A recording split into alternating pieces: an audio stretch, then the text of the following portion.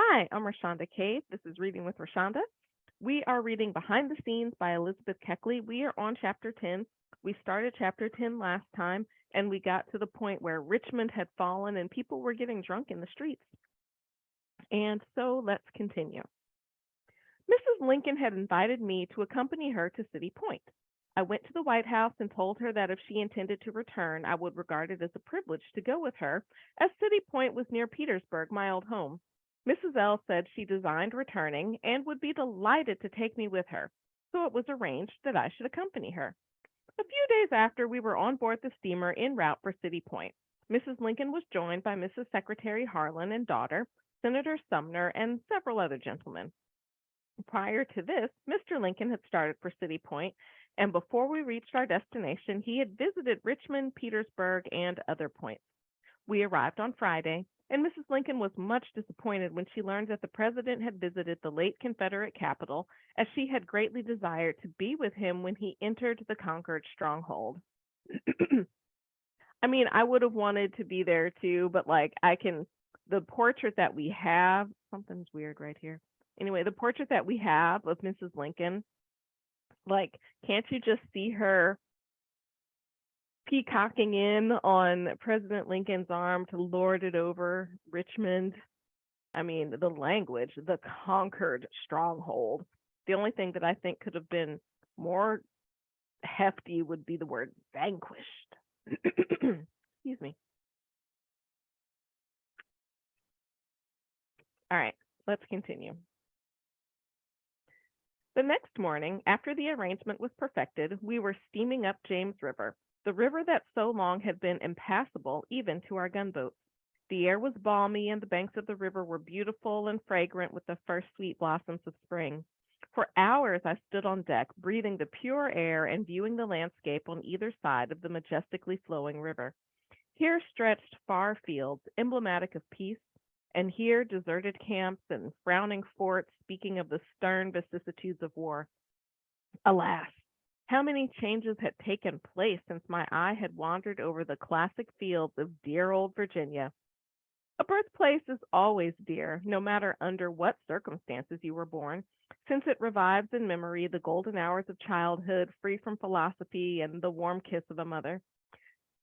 I had forgotten about her mother and those letters that she was like, and as you and nobody else has written me any letters,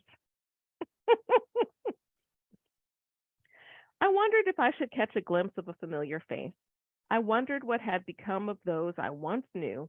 Had they fallen in battle, been scattered by the relentless tide of war, or were they still living as they lived when last I saw them? I wondered, now that Richmond had fallen and Virginia been restored to the clustering stars of the Union, if the people would come together in the bonds of peace. And as I gazed and wondered, the River Queen rapidly carried us to our destination. And as I gazed and wondered, there's a poem whose language is not exactly that, but oh, it totally reminded me of that. if you remember, if you know that poem, put it in the comments. The presidential party were all curiosity on entering Richmond. They drove about the streets of the city and examined every object of interest. The Capitol presented a desolate appearance, desks broken and papers scattered promiscuously in the hurried flight of the Confederate Congress. Papers scattered promiscuously. That is not a term I ever would have thought to use about scattered papers, but here we are.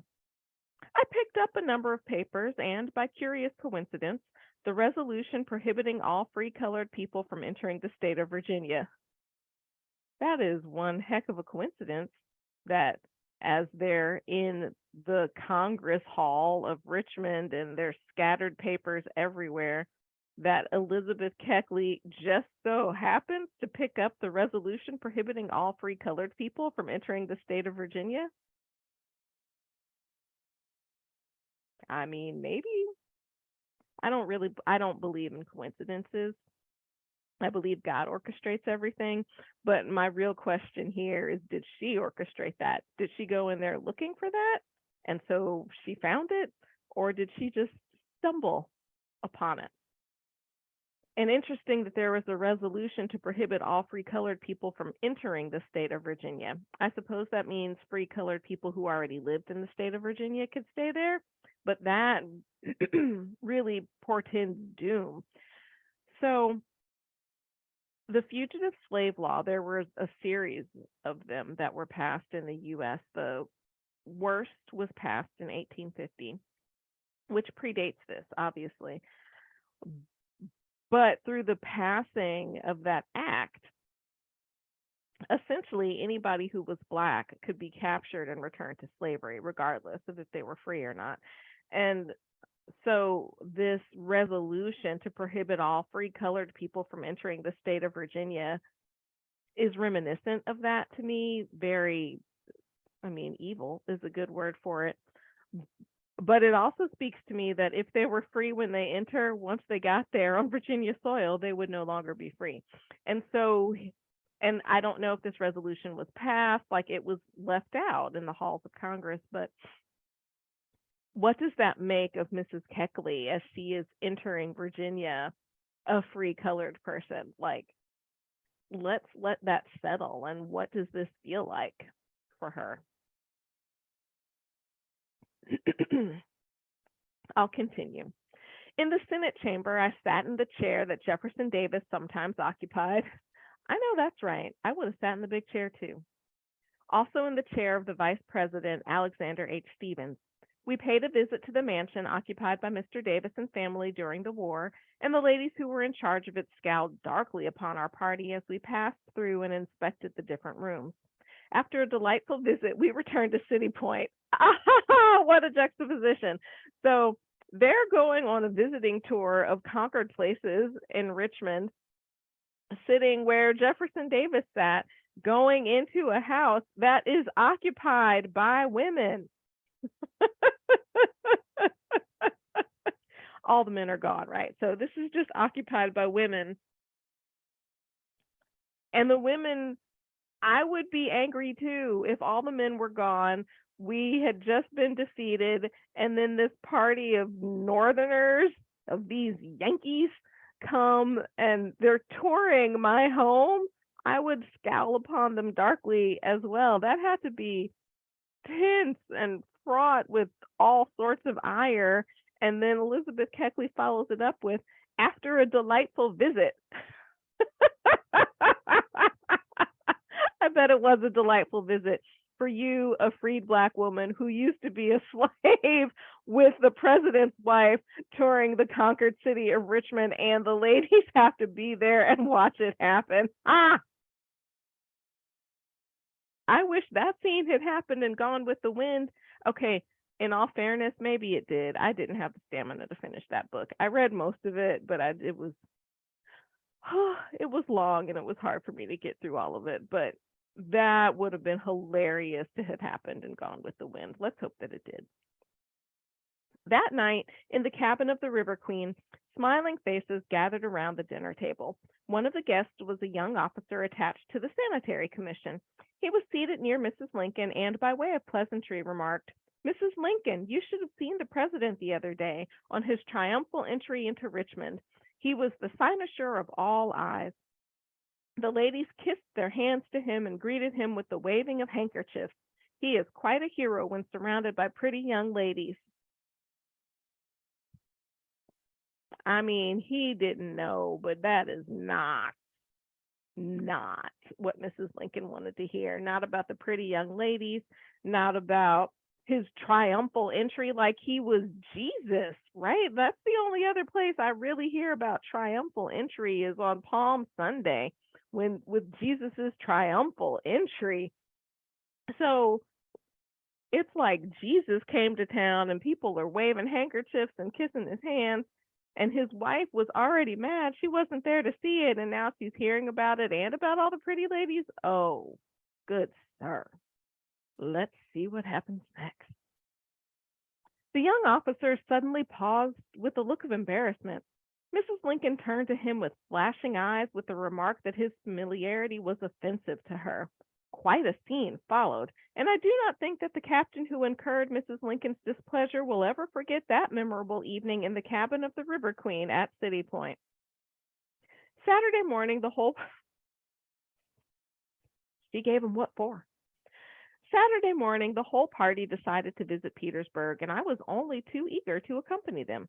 When we arrived at the city, numbers crowded around the train, and a little ragged Negro boy ventured timidly into the car occupied by Mr. Lincoln and immediate friends, and in replying to numerous questions, used the word tote.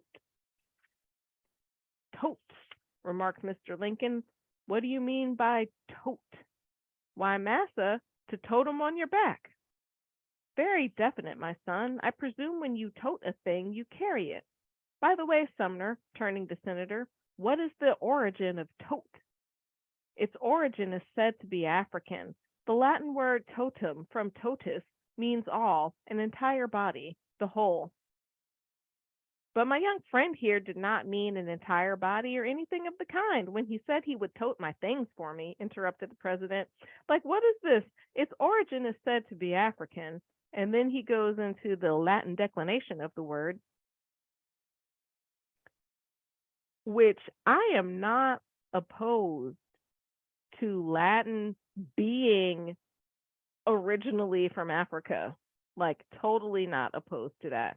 Where did they speak Latin in Greece and Italy? Like, I don't understand why they weren't speaking Greek and Italian. Like, that always confused me. Like, Rome is in Italy. Now, I get the Roman Empire took over a huge swath of the planet, but like, why didn't they speak Italian? Why was it Latin? I've never understood that. Where did Latin come from? I mean, per what I just read here, it sounds to me that Latin came from Africa. My guess is that's not what was meant, but I don't think that's too far afield. Like, Egypt is in Africa, where I presume they spoke back in ancient days Egyptian, but I'm just pointing that out because it's like people forget Egypt is in Africa, and it's just this whole sort of Near Eastern swath of civilization. Like, hmm. But Africa, at any rate, let's keep reading. But my young friend here did not mean an entire body or anything of the kind when he said he would tote my things for me, interrupted the president. And I'm going to pause here again. I'm off of Latin and Africa, but like, I appreciate how practical the president was. He was like, whatever, this is not what my friend here meant when he said he would tote my things. Very true, continued the senator. He used the word tote in the African sense, to carry, to bear. Okay, so my whole spiel about this may be saying that Latin came from Africa, which you can read it that way. That's a legitimate reading of this, but I knew it was not a correct reading of this. So, what our friend Sumner is saying here, Sumner is saying here that there is the word tote from Latin, which means all or entire, but the way the Africans use it, Very true, continued the senator. He used the word tote in the African sense, to carry, to bear. Tote in this sense is defined in our standard dictionaries as a colloquial word of the southern states, used especially by the Negroes. Then you regard the word as a good one? Not elegant, certainly. For myself, I should prefer a better word, but since it has been established by usage, I cannot refuse to recognize it. Thus, the conversation proceeded in pleasant style. Interesting. Do I say tote things? I probably do. I don't know. But I am thinking about things that are not words that people use. And if I went by, since it's established by using it, I cannot refuse to recognize it. Well, I don't refuse to recognize the things like people. I'm going to be barking up some people's trees. I apologize ahead of time. But like conversate, that's not a word. The word is converse. Invite as a noun. Invite is a verb. The noun form is invitation. Anyway, I'm going to keep reading and get down off of my high horse. Getting out of the car, the president and those with him went to visit the forts and other scenes while I wandered off by myself in search of those whom I had known in other days. War, grim visaged war, I soon discovered had brought many changes to the city so well known to me in the days of my youth. I found a number of old friends, but the greater portion of the population were strange to me. The scene suggested painful memories, and I was not sorry to turn my back again upon the city. A large, peculiarly shaped oak tree, I well remember, attracted the particular attention of the president. It grew upon the outskirts of Petersburg, and as he had discovered it on his first visit a few days previous to the second, he insisted that the party should go with him to take a look at the isolated and magnificent specimen of the stately grandeur of the forest. Every member of the party was only too willing to accede to the president's request, and the visit to the oak was made and much enjoyed. Our return to City Point from Petersburg. Mm. On our return to City Point from Petersburg, the train moved slowly, and the president, observing a terrapin basking in the warm sunshine on the wayside, had the conductor stop the train and one of the brakemen bring the terrapin to him. A terrapin is a type of turtle, or if it is not a type of turtle, it certainly looks like a turtle. To me, terrapin and turtles are essentially the same thing. Like, I get a terrapin isn't a turtle, but when you think terrapin, think turtle. So somebody brought the terrapin to him. The movements of the ungainly little animal seemed to delight him, and he amused himself with it until we reached James River, where our steamer lay. Tad stood near and joined in the happy laugh with his father. That seems weird to me. So there's a terrapin basking in the sun, and you're going to stop the train, bring the terrapin to the president, and then just so the president could be amused while on the train? What? Let me backtrack. First off, he didn't try to shoot it and kill it. He's not hunting it. I cannot take, at least I don't think in this instance, my 21st century sensibilities around preservation of wildlife and treatment of animals and lay it on top of what happened in like 1865. And that's something to be mindful of as we read. I'm totally reading language that we wouldn't use today and reading about things that wouldn't happen today because society is different today. So I shouldn't take my morals and lay them on top in instances where it doesn't work. Like, I'm not saying you can't read morality in historical work. You can and you should, but there are places where you have to remember there's a difference between what was acceptable then and what is acceptable now, and even what we knew then versus what we know now. So I'll keep reading. We've got 3 more pages to go. For a week, the River Queen remained in James River, anchored the greater portion of the time at City Point, and a pleasant and memorable week was it to all aboard. During the whole of this time, a yacht lay in the stream about a quarter of a mile distant, and its peculiar movements attracted the attention of all on board. I didn't know there were yachts back then. I mean, I know it's different than now, but yachts, la-dee-da. General Grant and Mrs. Grant were on our steamer several times, and many distinguished officers of the Army also were entertained by the President and his party. Mr. Lincoln, when not off on an excursion of any kind, lounged about the boat, talking familiarly with every one that approached him. The day before we started on our journey back to Washington, Mr. Lincoln was engaged in reviewing the troops in camp. He returned to the boat in the evening with a tired, weary look. "Mother," he said to his wife, "I have shaken so many hands today that my arms ache tonight. I almost wish that I could go to bed now." As the twilight shadows deepened, the lamps were lighted, and the boat was brilliantly illuminated. As it lay on the river, decked with many colored lights, it looked like an enchanted floating palace. A military, I don't know if you live in a place where there are casino riverboats on the rivers. I live in St. Louis, and we have casino riverboats on the rivers, and sometimes they are super lit up, just like what was described. A military band was on board, and as the hours lengthened into night, it discoursed sweet music. Many officers came on board to say goodbye, and the scene was a brilliant one indeed. About 10 o'clock, Mr. Lincoln was called upon to make a speech. Rising to his feet, he said, "You must excuse me, ladies and gentlemen. I am too tired to speak tonight. On next Tuesday night I make a speech in Washington, at which time you will learn all I have to say. And now, by way of parting from the brave soldiers of our gallant army, I call upon the band to play Dixie."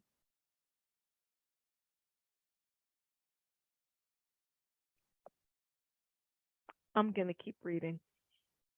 "It has always been a favorite of mine, and since we have captured it, we have a perfect right to enjoy it."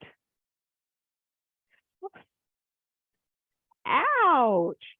So he's asking the band to play Dixie because they have captured the South, and like that was their song. If you don't know the song Dixie, I will sing a little bit of it for you. "Oh, I wish I was in the land of cotton, old times there, I'm not forgotten. Look away, look away, Dixieland. In Dixieland, where I was born one early, bright and frosty morning. Look away, look away, Dixieland. Oh, I wish I was in Dixie, hooray, hooray. In Dixieland, I'll take my stand to live and die in Dixie. Away, away, away down south in Dixie. Away, away, away down south in Dixie." Why do I know this? At some point in my childhood, I have learned it. And I could sing you all sorts of songs that I learned in my childhood. I won't do that for you today. But at any rate, um, Dixie is a song of the South talking about, I'm going to live and die here. I'm going to take my stand here. And President Lincoln was like, "Dixie has fallen. Let's play this song because I like it. And let's mock them while we do it." Oh my. All right. On taking his seat, the band at once struck up with Dixie that sweet, inspiring air. And when the music died away, there were clapping of hands and other manifestations of applause. At 11 o'clock, the last goodbye was spoken, the lights were taken down, the River Queen rounded out into the water, and we were on our way back to Washington. We arrived at the Capitol at 6 o'clock on Sunday evening, where the party separated, each going to his or her own home. This was one of the most delightful trips of my life, and I always revert to it with feelings of genuine pleasure. So that completed chapter 10 of Behind the Scenes by Elizabeth Keckley.